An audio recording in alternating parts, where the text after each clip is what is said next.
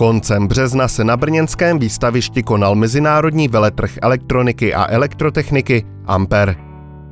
Právě zde Ampere obhájil svůj statut největšího elektrotechnického veletrhu v České republice. V rámci slavnostního gala večera byly předány také prestižní ceny Zlatý Ampere.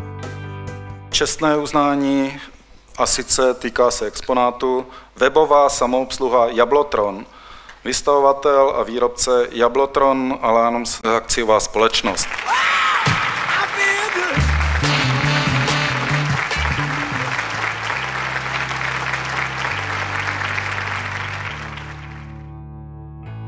Zlatý Ampere 2014 jsme získali za aplikaci webová samoobsluha Jablotron, která je unikátním systémem přístupu pro zákazníky a uživatele systému Jablotron nebo zabezpečovacích zařízení Jablotron, která umožňuje vzdálený přístup k zařízením, jejich ovládání a plnou kontrolu. Webová samoobsluha Jablotron je určená pro dvě skupiny uživatelů.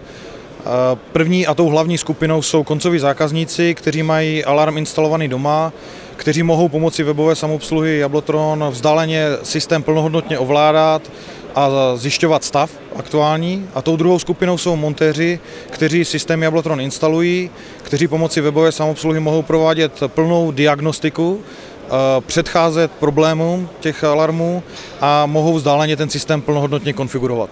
Webová samoobsluha funguje nejen na standardních internetových prohlížečích běžných uživatelských počítačů, ale velkou výhodou je i nativní podoba pro chytré telefony Android, Apple iOS a Windows Phone.